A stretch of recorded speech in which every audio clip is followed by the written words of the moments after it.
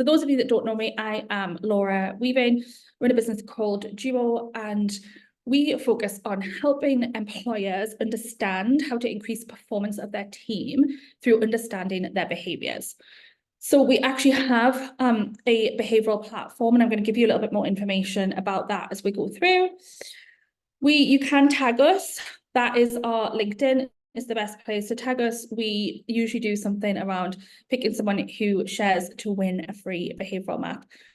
So just a little bit about us. So we founded the business in 2014, and we have worked since then with scaling businesses on helping them navigate change and implementing people and leadership strategies.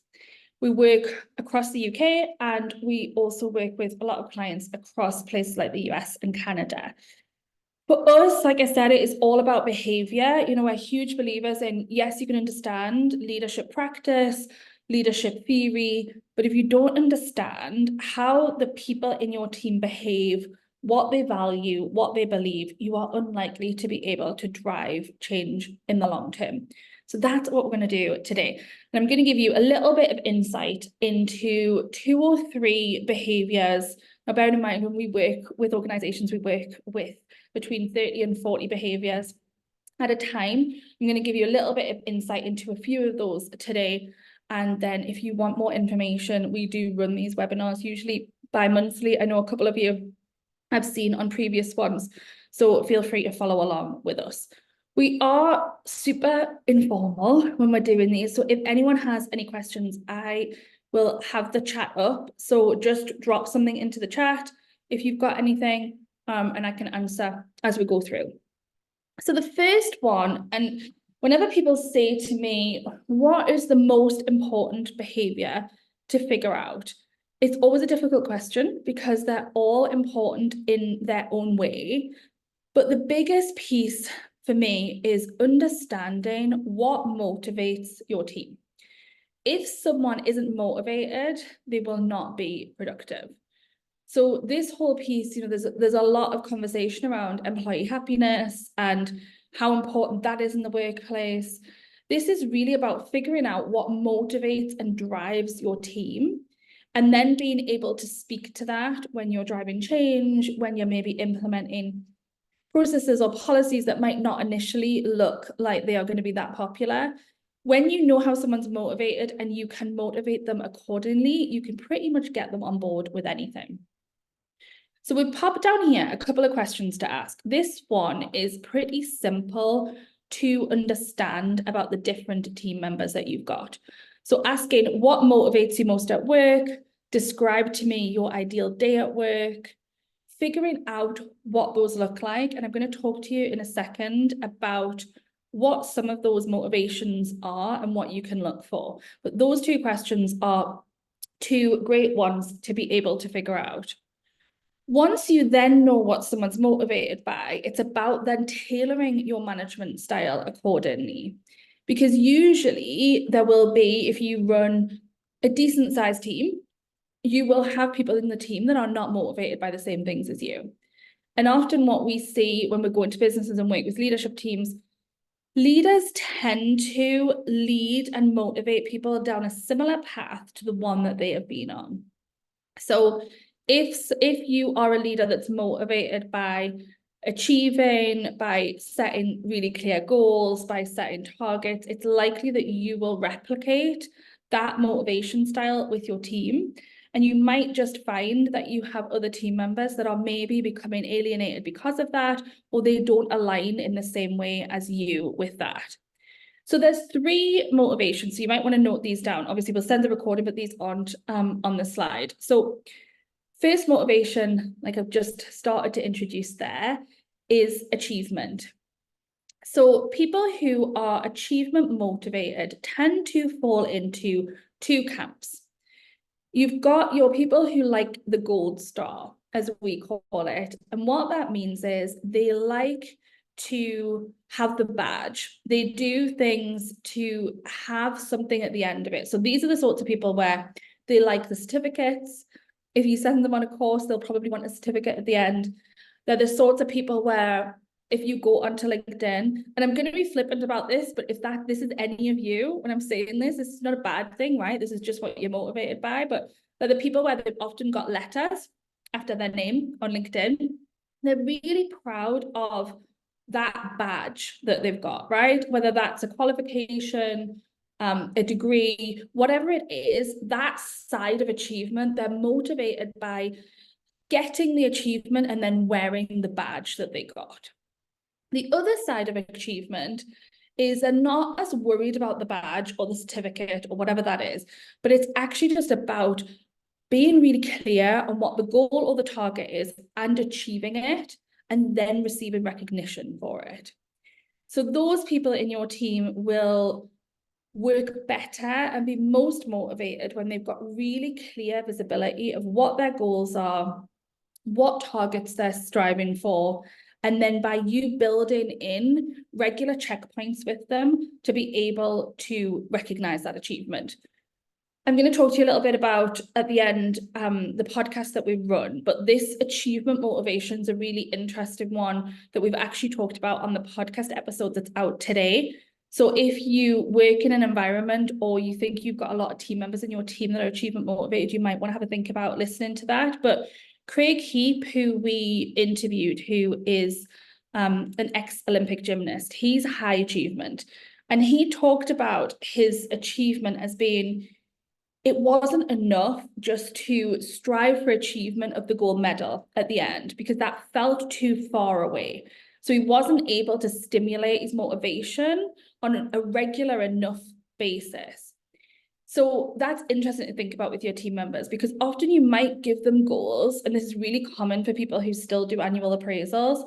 Often you'll set an annual goal for somebody, but then there's this failure to check in on that goal in a more regular way. Or people might have a 6-monthly goal or a quarterly goal. Again, those lengths of time for someone who's high achievement are too long to stimulate that motivation. So Craig actually talked about a strategy that he used in his daily training. So he would set out a process that allowed him to tick off achievements throughout his training on a daily basis that would then stimulate that motivation. So that's interesting to think about. If you've got a team that you feel like are more achievement driven, how can you give them, we actually say on the podcast, micro doses of achievement so that they feel like that motivation is being stimulated on a daily basis. So that's your first motivation. A second one is something called affiliation. Now, affiliation is where people are motivated by people and their impact on people. So those people will talk about things like wanting to feel a sense of belonging in a team, wanting to know what their impact is on your end customer, wanting to understand how to drive up customer satisfaction. They'll be really interested in the impact on the end person. Sometimes that might be internally or it might be externally, but the affiliation motivation is about impact on people and feeling that sense of belonging within a group. Your third and final motivation is a motivation for power. Now, that's not as bad as it sounds. People who are power motivated are motivated by leading, by taking control, by having full ownership over something and being seen as the leader of a team or a project. So those people you could assume are only in senior positions, but that is not always true. So often more senior leaders have an element of a power motivation in them, but you can see this, and we have seen this with junior team members as well. So with those more junior team members, you can still stimulate that power motivation by giving them maybe ownership over an internal project, or often what we see businesses do, they might have internal committees that are run and they might give somebody ownership and autonomy to lead one of those. But it's about making sure that that motivation is stimulated where the individual has the opportunity to be able to stimulate that on a daily basis. So once you've found out what your team are motivated by, and like I say, you can go back, you can ask them those questions. Yes, we can tell you, but this one's probably the easiest one to figure out yourself. So ask those questions to them. Listen to what they're saying. So if you said to them, what motivates you most at work, or describe to me your ideal day at work, you're going to want to listen for words. So if they're achievement motivated, they'll say things like setting goals, having targets I can achieve, creating a plan for growth and achieving it. You'll hear that achievement. If they're affiliate motivated, you will hear them talk about people. They'll probably say something along the lines of working with a team that I like, getting to work face-to-face with clients. You're going to hear the people element. If they were more power, they would talk about wanting the opportunity to lead something, to have full autonomy over, to have full ownership over. You're going to hear that. Now I'm going to play you a little video. Bear with us. This video is about 4 minutes long. It's one of my favorite movies, and everybody I play it for is like, they're happy to watch it because it's a great clip. But this really brings to life this situation about figuring out what someone's motivation is and the impact it can then have on how you lead and coach them.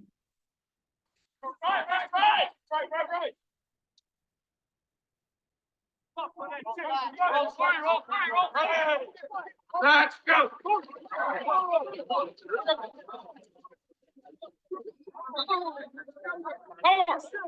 You got 100 pounds on Carlos and you can't keep him out of our backfield? Hold your block until the whistle blows. Hold. All right, let's go. That's with the camera. Michael always does better when he sees what he's supposed to be doing.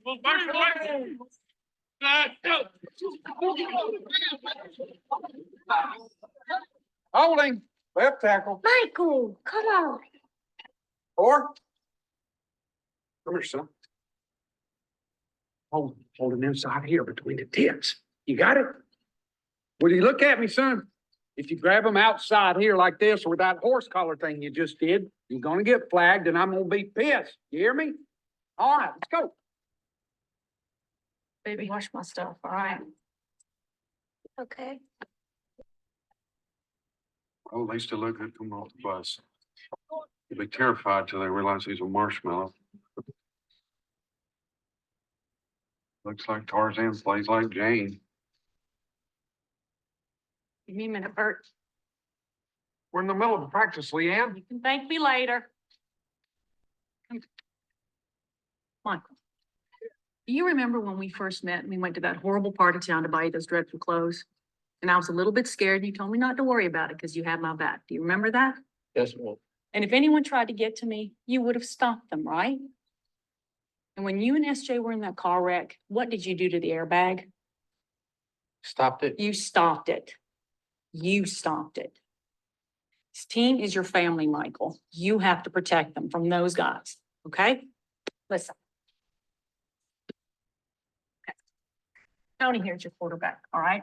You protect his blind side. When you look at him, you think of me, how you have my back, how you have his, okay? All right, let me go back. All right. Oompa Loompa here is your tailback. When you look at him, you think of SJ and how you've never let anyone or anything hurt him. You understand me? All right, go back. Got it? What about Collins and Mr. Two? Fine, they can be on the team too. Are you gonna protect the family, Michael?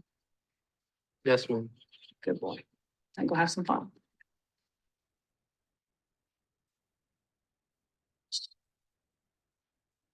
Yelling at him doesn't work, Bert. Says trust men. His experience that we tend to care about you till they disappear.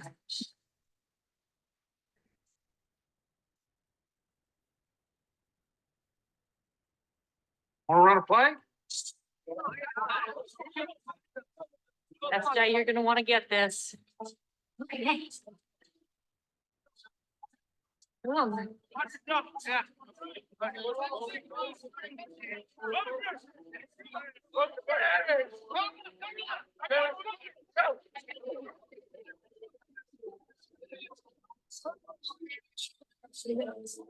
all right, Michael, come on.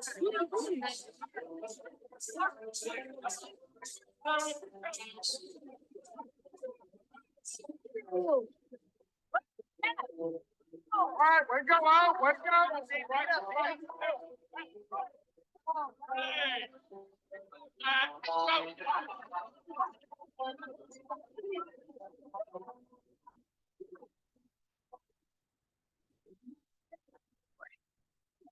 Hey, get over here, let's go.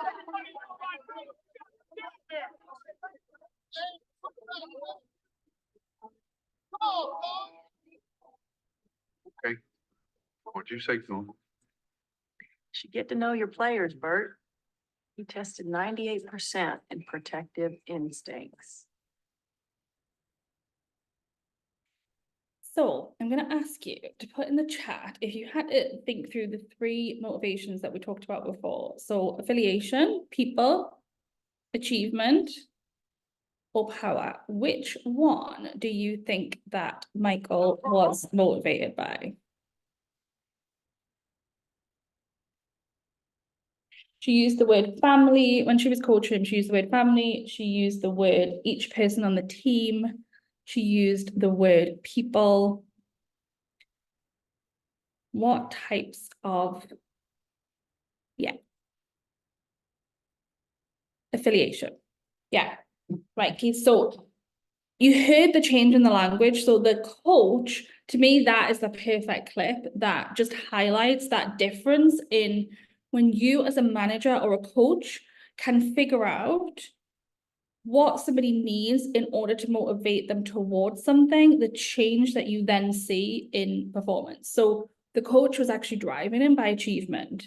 You know, he was talking about what the target was, what the goal was, what the play was going to look like. And he was not motivated by that. So it was almost like they were speaking a different language. He didn't understand what they were saying. So that really highlights the difference between when you can speak in the motivation that appeals to them and not what appeals to you or what you think that they prefer. So the second piece that I'm going to walk you through is diagnosing underperformance. This is one of my favorite ways to look at underperformers. So usually what we do whenever we go into clients and they have an issue with underperformance in the team, I will usually look at 2 things. And I'll ask 2 questions. So before I ask you those questions, I'm just going to outline this for you. So when people are underperforming, the issues usually fall into one of 2 areas. Motivation, they aren't motivated enough to do the job well. So the job might not be playing to their dominant motivations. So those things that we talked about just before, is the job playing to that? You know, is their achievement motivated? Have they got clear goals? Have they got clear targets? If they're more affiliate, do they have a team that they enjoy being part of? Do they understand what their impact is on the end customer? If they're power, do they have the ability to lead, take ownership? One of those things. If the answer to that's no, then that could well be your problem. Ability, they don't have the ability to do the job and may need additional training, mentoring, and support. Usually with ability, people tend to just look at technical ability. So whenever we go in and they say, oh, well, I don't know if they're technically able to do the job, but we've given them technical training, we've sent them on courses, we've given them process manuals. It's not just about providing technical training.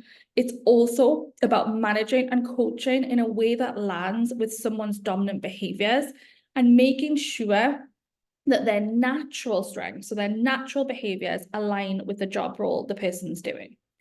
So there are usually 2 questions that I ask specifically around ability, since we've already covered motivation. The first question would be, are you managing them according to their dominant behaviors? Now, I talked about before, there's a number of different behaviors that you want to be thinking about, but just for the purposes of this and to give you an example, if you as a manager are procedural, but your team are not, it is likely that you will manage them in a more procedural way. So you may give them processes to follow, you might give them a procedural list of what you need to be done. You know, often procedural people will start at the beginning, they'll give a beginning, a middle, and an end. They'll give a list that goes from point 1 to point 10. It will be a very sort of structured, methodical way of managing. Now, if you have high process team members, that probably works just fine. If you have people who are not procedural, it's likely that you will stifle their creativity by working in that way, and you might just end up on totally different pages. So it's why often we'll hear people say things like, well, you know, I've given them the process 3 times and they just can't work to it. Usually it's that they're not process oriented. It's a very small percentage of people will just ignore what you've asked them to do for the sake of it. Usually it's because you've given them information in a way that they don't resonate with, or it's not in the way that they work out best. So these are some of the questions that you might want to ask. Are your team more procedural or are they not? Which are you as their manager? Are your team more driven by goals, or actually are they more people who would tend to sit in the problems, look at the risk, assess the challenges that could come up? Which are you? Are they motivated by people? Are you? Do they like change? Do they not like change? Where do you sit as a manager? So the key, first of all, is to figure out the dominant behaviors of your team, and then to figure out how different or similar you are as their manager. Where you're the same or similar becomes, it's likely that you're already naturally managing them according to those things. Where you're different is where you would then focus your efforts to make sure that you're able to flex when you need to. So that management questions first. Are you managing them according to their dominant behaviors? The answer to that is yes. Then a second reason for underperformance might be, are they in a role that plays to their dominant, we call them patterns, but essentially their behaviors? Are they in a role that plays to those dominant behaviors?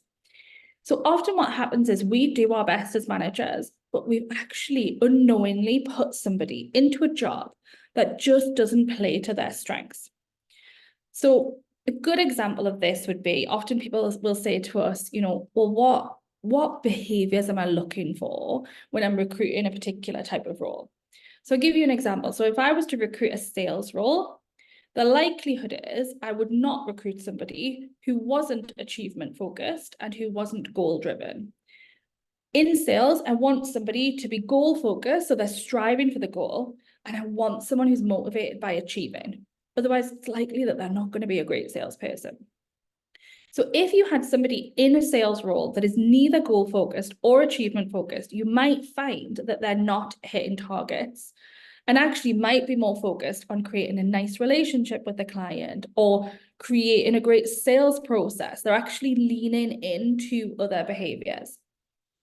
Equally, we had a fairly recent example of someone who was pretty senior in a client of ours and a real high performer in the team. And he was doing it was almost like an operations director role, but it was very procedural. He would do all of the project planning. He would pull all of the operation strategies together. He would look at all of their critical paths when they were launching new products and services. So they had a new role come up that was more of an account client director role, and they had a gap. So they moved him into that because most of their operational processes were up and running. So there was some flex there. So he moved into this client role. Now, what happened in that role was he got fastballed fairly consistently. Clients would call up in the middle of him doing something else. He would have to deal with it. There wasn't any structure or process because it was a new role. He was having to work in a more scattered way because clients would bring lots of different problems. So he was jumping from one thing to the next. And all of a sudden they saw that after about 3 months, his performance was way below where it had been before. And what they figured out, he actually was high process, high detail. So the previous operations role totally played to those two strengths. And they'd unknowingly put him into a role that had no processes and where he wasn't able to be detailed. It required someone who was much more of a big picture thinker who could jump between lots of different tasks. So usually when you've got somebody who's underperforming, unless it's a values fit, it's less about the individual, more about, are they in the right role, a role that plays to their strengths, and are they being managed according to those strengths? So the last piece with this is then connecting your team with your strategic goals. So one of the things that we often hear from clients around performance is, the business has got a growth goal, and actually individuals within the business, quite often with the middle management, aren't connecting with those goals and therefore aren't able to drive up performance within their individual teams to align with where the business wants to go long term.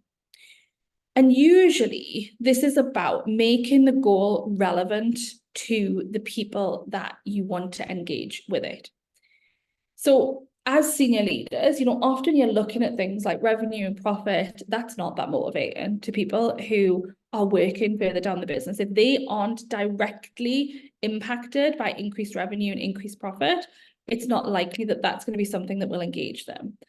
But more than just numbers, it's about making the goal meaningful to them. So I'll give you a good example that brings this to life. We did a project with an organization that was driving change.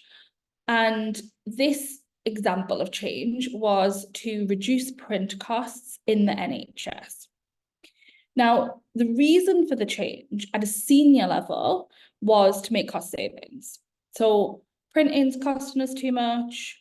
We print everything out. We're spending a fortune on paper, on ink, on all of these big printers everywhere. It slows things down. So that's costing us money.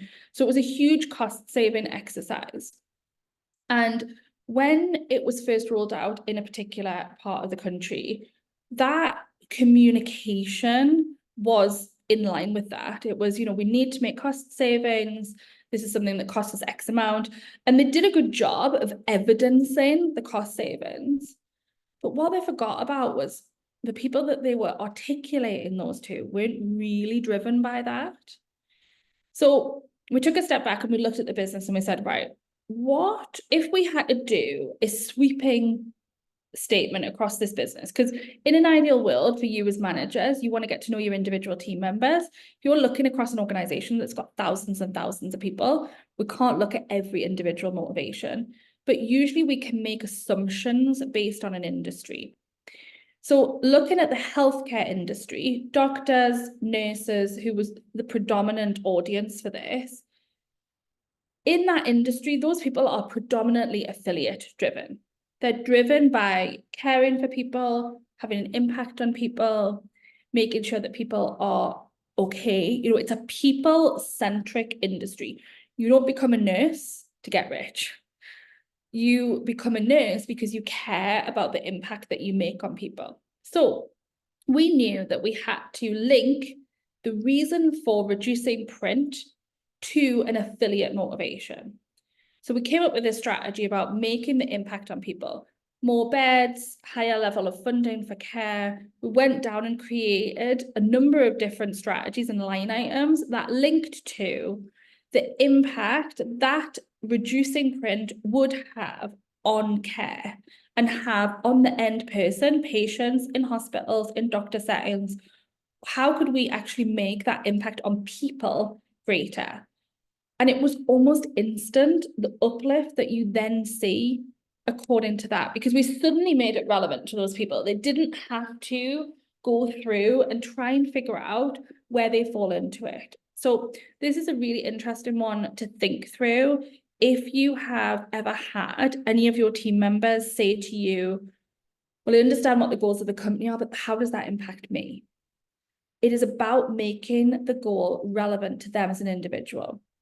So again, going back to those motivations that we talked about earlier, if you've got a team member and they're achievement motivated, how do you make your strategic goal align with their career path or the different things that they're going to be able to achieve off the back of that? If someone is power motivated, how do you make your strategic goal relevant to them having the ability to lead, take ownership over, take control of a project? If you've got more people who are affiliate driven, how do you connect your strategic goal with their ability to have a greater impact on the people? So it might be things like, we're going to expand in this area, and this is the number of customers that we're going to be able to impact. So it's about thinking through how you make it relevant. Another great example with this was we worked with a sales organization and they sold a particular product. The product was those lanyards that older people wear, and they're like panic buttons. And they had changed their sales strategy and made it much more target driven, right? Which for traditionally for a sales strategy that works, because usually you've got achievement motivated people in there. A lot of the people in these sales roles were more from a customer care background, and they were in it because they believed in the product and they believed in the life-saving capability of the product on their elderly customers. When the organization transitioned the sales strategy to be target-driven, they lost the reason why the salespeople were selling it. They weren't motivated by achievement. They were motivated by affiliation. So they were motivated to sell the product because of the impact the product had on their elderly consumers. So the achievement-focused targets did nothing, and it actually made this, when we then looked at their sales targets over a period of time, their sales dropped off because it felt to them like this was now a ruthless selling operation versus getting products into the hands of people who need them. So we went through the sales process and we changed it. We still had goals in there, but those goals were disguised with the number of people that you will be able to help with the product. And all of a sudden that uptake happened again. So it's just another example of if you can connect, you can pretty much connect any strategic goal, monetary or otherwise, with a motivation that appeals to an individual, and you will suddenly see that you are able to get them more on board with it. Describing it in a way that resonates is the second half of this. So once you've made it motivating, we talked about that, it's important to then distill the strategic goals in a communication plan that matches the behavioral needs of your team. Usually leaders, if you're describing a strategic plan from a leadership level, usually leaders are big picture in nature. They're visionary. They've thought about what it looks like, what the grand plan is, what the vision is. And usually they go into a room and describe it in that way. Because to them, that's motivating, right? That overarching vision, that excitement for the plan, that's the thing that drives them, that stimulates them, that makes them excited about that. More often than not, you will have team members in your team that are not big picture. That actually for them, to get them excited and motivated, they need to see the detail. They need to see the process behind the vision. They need to see how the change is going to improve what they do. They need to understand how that change or that goal is going to make day-to-day execution of their job easier. They need to see those other things, and they're often the behaviors that leaders tend not to have. So again, this is an interesting one to understand. We do, as part of the work that we do a company overview where it actually shows us behavioral trends across the business. And when you understand that, if you knew, for example, that, okay, we've got in our business, 82% of our people are high detail, then you're going to know that when you roll out a strategic goal or you roll out a piece of change, you are going to have detail as part of that plan. Otherwise, that 82% of people are just going to disengage. Some of them will ask questions. Some of them will just loop out. We know that this whole quiet quitting piece is definitely something that we're contending with, and it's been named a bit of a theme for 2024. And I was doing some work the other day, and 52% of people in the average business are quiet quitting. So they are turning up and they're doing their job, and that is it. And that disengagement usually happens with stuff like this. They're not engaging with the strategic goal. They're coming in, they're doing the bit that they have to do, but they're not engaged any more than that. And usually that quiet quitting is down to leaders failing to connect the mission, what they're striving to achieve, with the needs of their individual team members. So understanding that behavioral makeup to then be able to distill your strategic goals and engage people with them is even more important. So I am 5 minutes ahead of schedule. We always say that we'll do these for about 45 minutes and then we give the option for questions. So if anybody is thinking of any drop them into the chat and I can answer them while we're doing that. So this is our podcast. We do a podcast that we release an episode every other Thursday, so every 2 weeks, and it's all about behavior. So there is a link that you will get in your slides. So if you're somebody who is interested in learning more about how you can better understand the behaviors of your team, better understand your own behavior as a manager and apply it, we do a bit of a mix. So we have some episodes where we talk about different leadership topics, and then we have quite a lot of episodes where we're interviewing other business leaders, athletes, personalities to understand their own behavioral patterns and what takeaways you can get from that. So when you get the slides through, you will get a link and it's with Alyssa. This quote I love as a little summary: your actions are so loud, I can't hear what you're saying. Usually as a leader, you don't even know that how visible your behaviors are to your team. And usually they're visible through your actions or how you are saying something. So just starting to be really conscious about the behaviors that you have and how they could either be helping or hindering the performance of your team is a good next step. We do have, we offer out every other month a couple of opportunities to demo our behavioural map for up to 10 of your team members. So if anybody's gone through today and it makes them feel like they want to know more about the behavioural makeup of their team, we are offering 2 opportunities to demo our behavioural map for up to 10 of your team members for free. The last time we did a webinar, we got 12 requests for this within the hour after the webinar. So if you want that, email me. We will just do it on a first come, first serve basis. So my email is laura@duoglobalconsulting.com, but again, you will get that in the slides. So that is us for today. So you'll get a recording and you will get a copy of the slides. And once you've had time to think through this, there is a behavioural pattern called reflection, where people just like some time to reflect on what we've talked about before they ask any questions. So often we see that on webinars that people don't have immediate questions, but they sometimes have follow-ups. So feel free to drop us an email if there is anything that you think of after this. But thank you for joining us. We know that you all have busy schedules, so we appreciate you being with us.